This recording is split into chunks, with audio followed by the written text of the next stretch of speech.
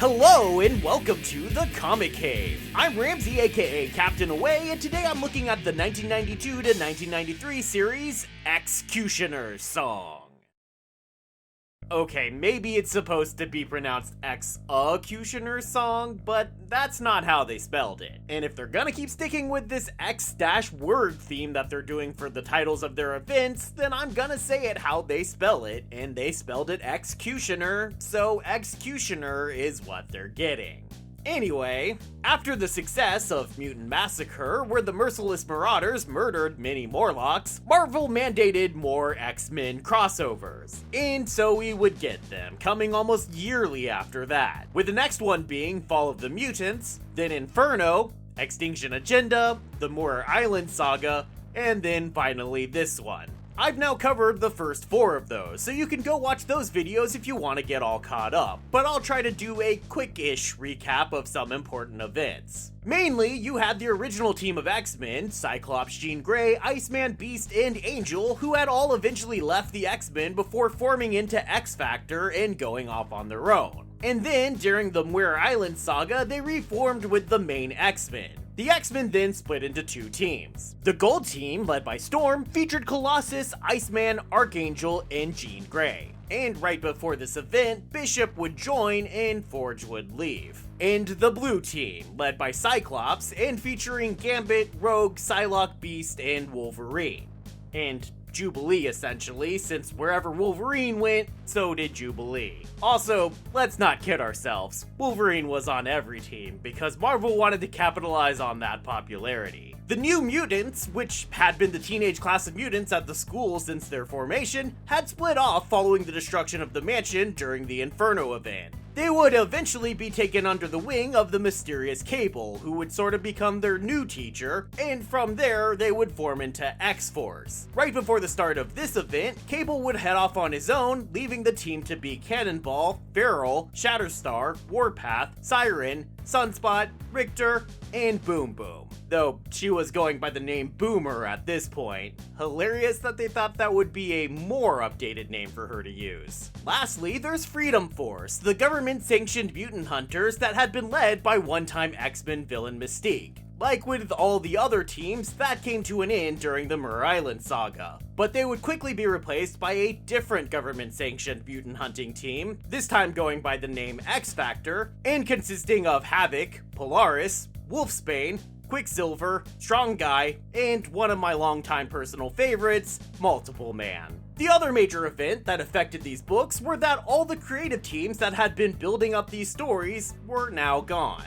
All of them. Every single person I mentioned in previous crossover events, with I think the only exception being Andy Kubert. So no more Chris Claremont, no more Louise Simonson, and Rob Liefeld and Jim Lee had both left by this point to form Image Comics. So Peter David, Fabian Nicieza, and Scott Lobdell would take over writing duties, while art would be handled by Andy Kubert, as well as Brandon Peterson, the now legendary Jay Lee, and Greg Capullo a full 20 years before he worked on the New 52 Batman series that I love so much. So this crossover was really a trial by fire for these new creative teams, as they attempted to leave their mark on the storied histories of these characters. So could they live up to the hype, or was this too much for the newbies to handle? Let's find out and take this away.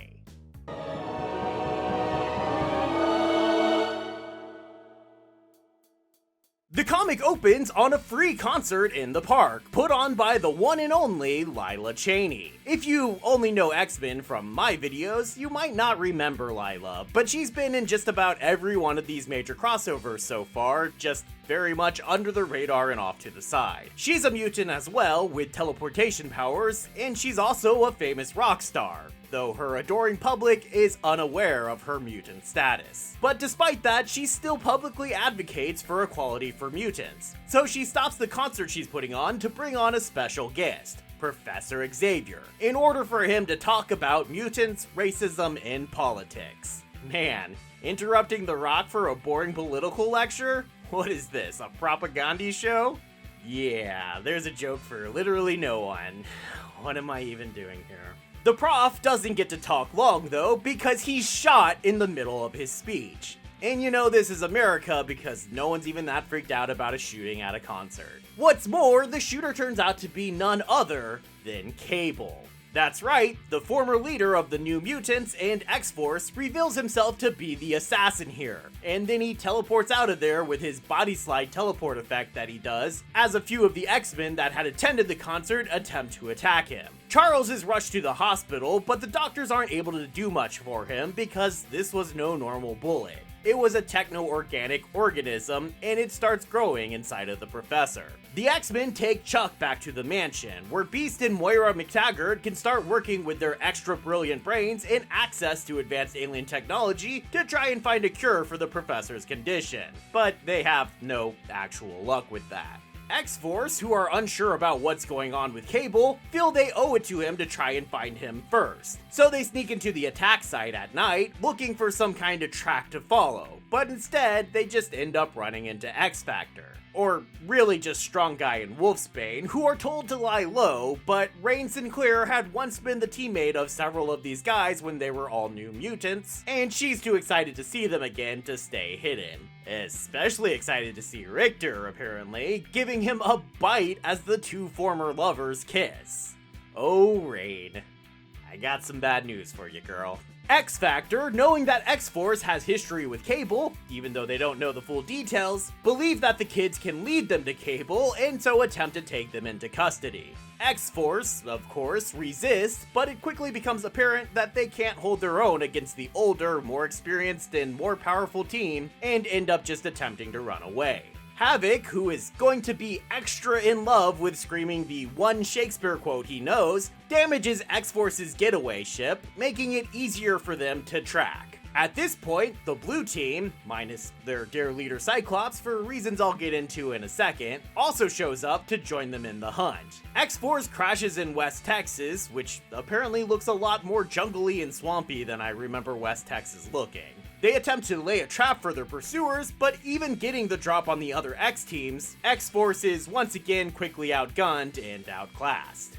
Maybe they've just had some really shitty teachers. So X-Force again tries to run away, or at least the ones that are still standing. But Wolverine and Psylocke pretty much manage to corral the rest of them on their own, and the teens are brought back to New York and locked up in the Danger Room, which is briefly converted into a mutant prison.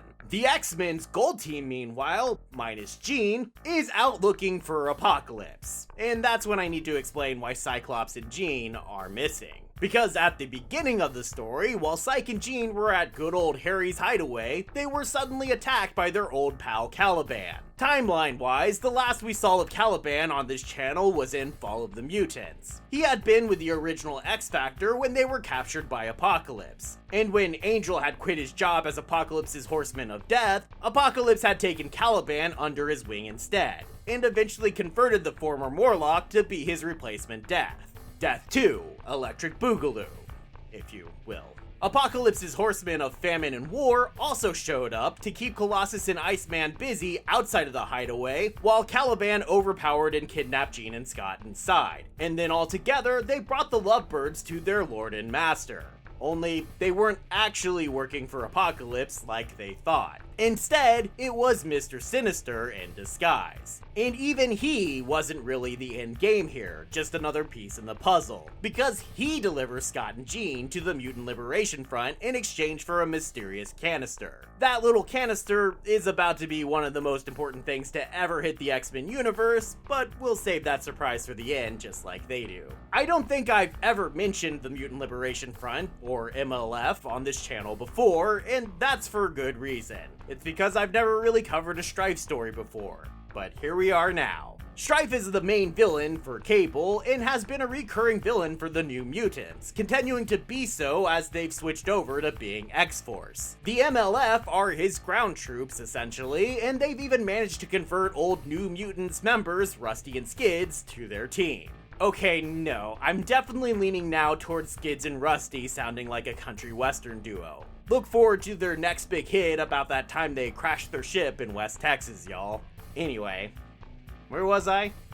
Oh right, Stryfe. So the thing that had just been learned about Stryfe right before this event that many readers and certainly many X-Men groups didn't yet know is that under his silly armor, Stryfe looked exactly like Cable. So if you've been saying, wait, wasn't it Stryfe and not Cable that shot Professor X? Well, congratulations, you were right. Get yourself a cupcake. And just in case there was any doubt, Stryfe even signed his work, as we'll eventually learn, leaving a message inside the techno-organic virus infecting the professor that reveals its true origins. A weird little message that he left for them. Stryfe is such a weird little guy in this series. But that's not how the X-Men learned the truth about who really shot the professor. Instead, it's actually because of Mr. Sinister, as part of his ploy to be an X-villain whose motives make no sense whatsoever. He's really good at being that. Sinister breaks into the X-Mansion, threatens the lives of Val Cooper, Professor X, and just about everybody else, and then leaves a note with the name of the real perpetrator written on it. Cable also returns at this time, appearing on his spaceship orbiting the Earth called Greymalkin, and learns from the ship's AI, who Cable calls Professor, that he is apparently supposed to have attempted to assassinate Charles Xavier. File that under sentences you would never get to write if you were talking about something normal. Cable immediately realizes what's going on and gears up to face his most dangerous foe. And this image was definitely intended to make him look like a badass, but it's just absolutely hilarious to me. He looks so ridiculous. How's he even supposed to walk, let alone move, with all that useless garbage all over him? This is definitely the most 90s thing in this whole comic. To get back to the Gold Team, they're as yet unaware of Stryfe's involvement, and so, as I mentioned, they've gone after Apocalypse. Apocalypse was supposed to be dead at the time, having been killed in battle with X-Factor at his base on the moon. He had, for reasons unknown, kidnapped Cyclops' son Nathan and infected the child with the techno-organic virus. A mysterious woman named Ascani took Nathan into a far distant future so that he could live, taking baby Nathan forever out of the X-Men comics. Pocky, as I like to call Apocalypse, wasn't dead, of course, and instead was in hibernation, going through a deep sleep that was intended to prolong his life and give him back his strength. One of those Skoll sarcophagi, basically. Now that's a joke for one person. Why do you guys put up with me? But since it was Insabanur's horsemen that were used in an attack on the X-Men, his followers felt it prudent to disturb his slumber, waking him from his restorative sleep too early, leaving him weak and not fully healed. So when the X-Men manage to find him, he doesn't stay to fight, but just runs away, claiming he'll be back once he figures out who is manipulating them. With that proving a dead end, the X-Men all regroup to learn that their real target should be Stryfe. Well, all of them learn this except for Bishop and Wolverine, men of action. Real alpha chads, obviously. They decided to start their own search for Cable by attacking Department K, a part of the Canadian Department of Security and a revival of the Weapon X program that grafted the adamantium to Wolverine's bones. Not that they actually know that at this point, but you get the idea. The two mutants believe that Department K will have secret files that might point to some of Cable's safe houses. But unfortunately for Cable, he also shows up to steal some of the department's records on Stryfe. So of course, the three run across each other, and with Wolvie and Bishop not yet knowing about Stryfe, that sparks a fight. This is kind of funny to me, honestly, because when I was a kid who only occasionally was catching X-Men comics, I actually thought Bishop and Cable were the same person, because I kinda kept forgetting about the other one existing by the time I read a comic with one of them in it. That's a bit embarrassing to admit now, but I mean, come on. They're both big, muscular, mysterious, gun-obsessed men from the future who have come back to the past to keep today's empires from becoming tomorrow's ashes. So, you know, they're practically twins. Cable realizes his only chance is to stop fighting and explain the truth to the heroes, so he takes them up to Greymalkin so he can explain who the heck Stryfe is. And apparently, he's a force for anarchy, born for chaos, but looking for order. The letterer was having a lot of fun with this issue. Good for him, though. Letterers are underrated. They then begin a search for Stryfe using the equipment aboard Greymalkin. Not that that is going to get them anywhere. Meanwhile, the rest of the X-Men, X-Factor, and a couple members of X-Force who've been let off for good behavior have begun their own search by tackling Stryfe's Mutant Liberation Front. The fight ends up being mostly pointless, but there are a couple notable moments. The first is when Archangel is facing off against Forearm, who's named that because he has, you see, 4 arms. It's a sort of a joke, you see. Anyway, while facing this Goro knockoff, Angel flexes his metal wings, and in doing so, accidentally chops off the head of another MLF member, Kamikaze, that was sneaking up on him. And Boom Boom's reaction to this is absolutely priceless. She even makes the exact same joke that I was going to, though Angel's not very appreciative. But I am, Boom Boom. I always knew I liked you. I would never make fun of your stupid name. Yeah. Another notable moment is when MLF member Wildside knocks out Gambit, but then stands there pontificating so long that Quicksilver is able to knock him out. Quickie then gives his own speech about how Wildside's problem is he talks too much, and ironically that keeps him talking for so long that he's then knocked out by Reaper, who of course then proceeds to make the exact same mistake, getting knocked out by Havoc and Psylocke because he also gloated for too long. And then the same thing nearly happens to Psylocke. This is maybe the second most 90s thing in this whole comic. How about just less talk, more rock in general, you guys? Last thing of note is that the heroes rescue our old country duo of Skids and Rusty, who had been brainwashed by Stryfe. This will help set up them being eventually freed by Magneto to join his acolytes leading into Fatal Attractions, the next big event story after this one. Storm had hoped to get Strife's location from the captured MLF members, but as I kind of pointed out, they didn't really know anything. But they will eventually figure things out thanks to Jean. Stryfe has been spending his time with his hostages messing with their heads, raging at them about how they don't understand what it is to be a baby that's been abandoned. And it's strange to me how weirdly sexual his attacks on them are. He traps Jean in a mass of tentacles that grope and prod at her. I think Scott Lobdell's been watching a bit too much hentai. And later, Stryfe force feeds Cyclops by shoving his fingers into the other man's mouth. Like, what? It's also amazing how quickly this made Stryfe go from the scary background mastermind villain that he's been being depicted as, to acting like a petulant child who suddenly found himself in an adult body but is still throwing little temper tantrums. Seriously, my respect for Stryfe as a villain just quickly plummets to almost nothing thanks to this crossover. One thing that Stryfe does do that is a respectable villain thing is attempt to kill Apocalypse, heading down to one of Pocky's safe houses and again interrupting the Big A's recovery nap. Their conversation here is confusing though, as Apocalypse doesn't recognize Stryfe until he knocks off Strife's stupid helmet and sees his real face. Stryfe then stabs Pocky with a sword that Apocalypse says he once used to kill Stryfe, hinting at a previous encounter between the two of them that I'm not sure exists anywhere. But, you know, if someone knows about it, just let me know in the comments. Before Stryfe can finish the job, Apocalypse teleports out of there. Stryfe is angry at losing his chance to kill his enemy, but as a consolation prize, he takes the Dark Riders. The Dark Riders are troops that follow who they perceive as the most powerful mutant, which previously had been Apocalypse, but now having watched Stryfe defeat their previous master, they go with him. Shortly after this, Jean and Cyclops attempt to escape Strife's compound, but they're attacked by the Dark Riders and get lost running through what seems to be some intentional Star Wars references. Cyclops even says, "This looks vaguely familiar."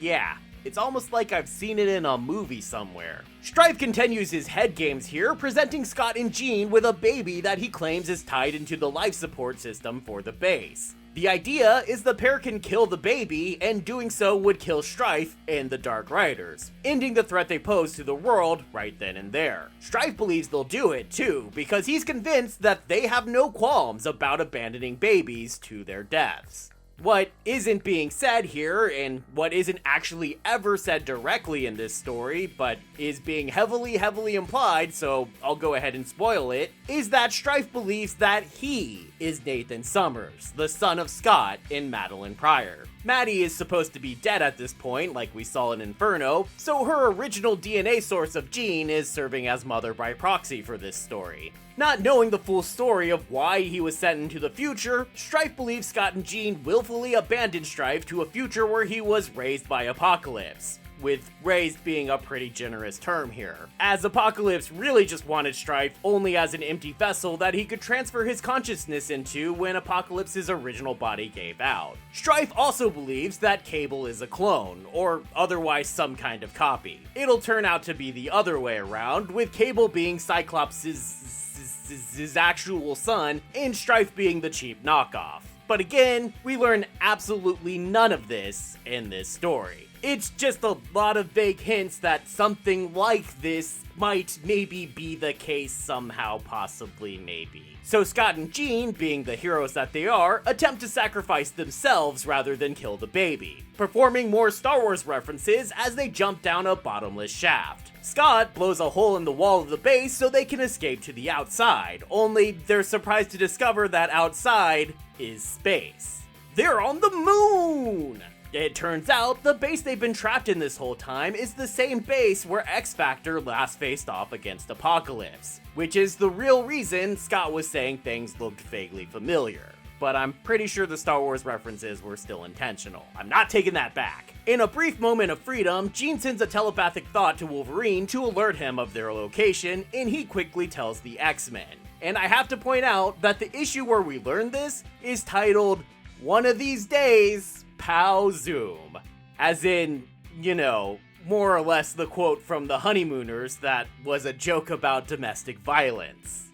Cause spousal abuse is hilarious. It's pretty jarring to see that as the title of the issue here. The Jay Lee art does go a very long way towards making up for it though.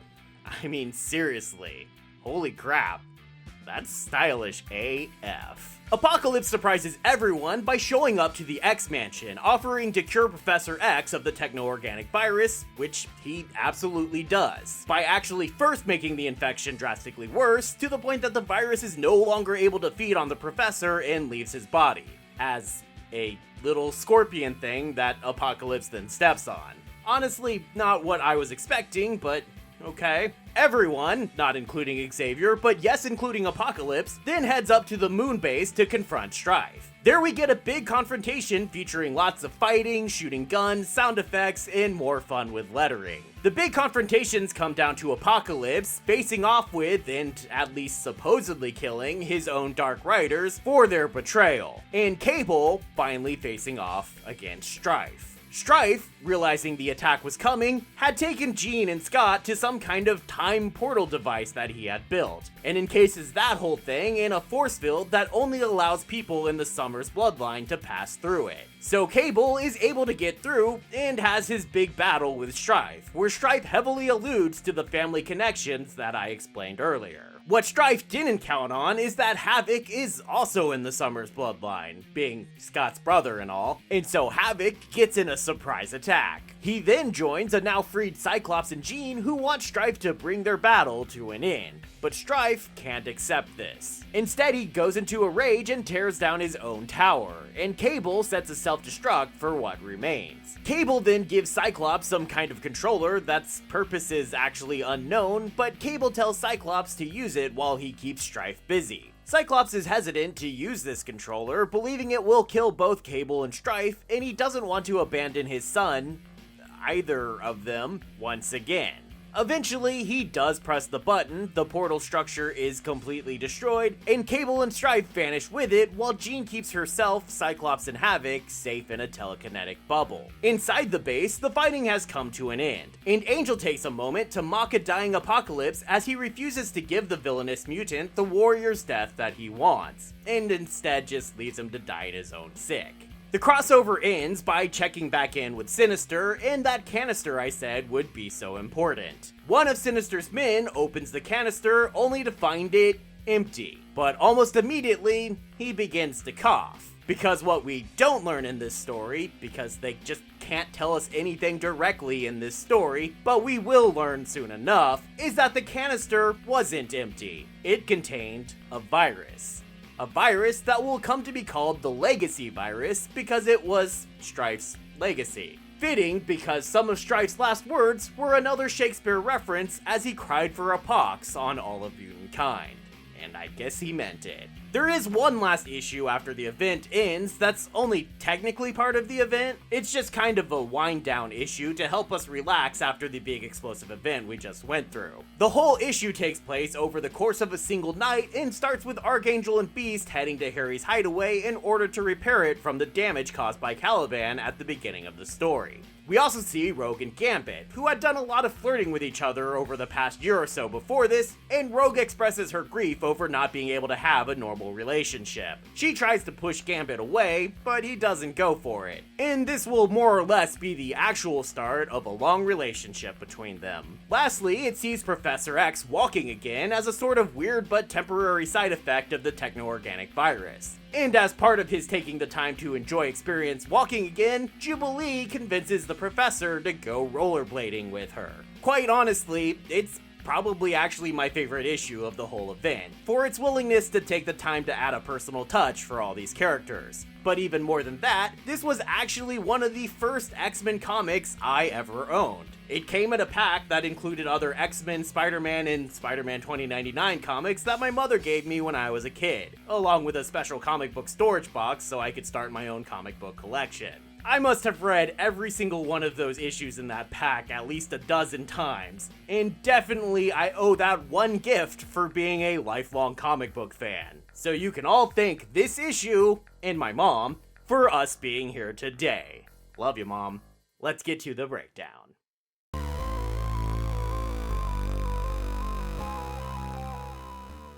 I'm honestly shocked this video turned out as long as it did because, seriously, there just wasn't a lot going on here. It feels like most of the story was wasted on pretty pointless infighting between X-Force and the other X-Men that didn't really need to happen in the first place. Why can't all the X teams ever just get along? Each issue also felt the need to check in with each area that the story was taking place in, even if nothing was really happening at that time. And that kind of made it feel like a lot of events were repeating and made the whole story feel like it was moving slower than it needed to. But to be fair, that's probably also partly due to the executive decisions that declared that this would be a 12, or essentially 13, part story before the story was even actually written. And asking basically entirely new creative teams to do that while they were still getting a feel for what they were doing at all is asking a lot. So it's probably no surprise there was so much floundering around. But honestly, the story does start to improve by the second half, even if they pull back a little too much from giving actual revelations during this story. And the art for this series is almost worth the price of admission on its own. Jay Lee's art is especially fascinating to me,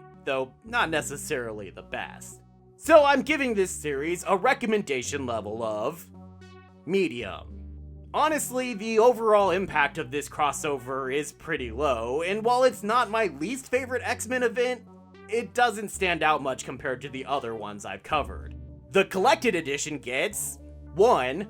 Locked and Loaded Cable, which I guess I'm saying is a good thing, mostly just because I find it hilarious. Again, I'm using the X-Men Milestones version of the comic, and like this overly prepared Cable, it is absolutely decked out. It has 2 introductions, including one by Fabian Nicieza, an alternate cover gallery, a preview of the event written up in Marvel Age magazine, the art for the trading cards that came packaged with each individual issue, and a special bonus in the form of Stryfe's Strike File, a sort of companion comic that was released alongside the event. So you know what?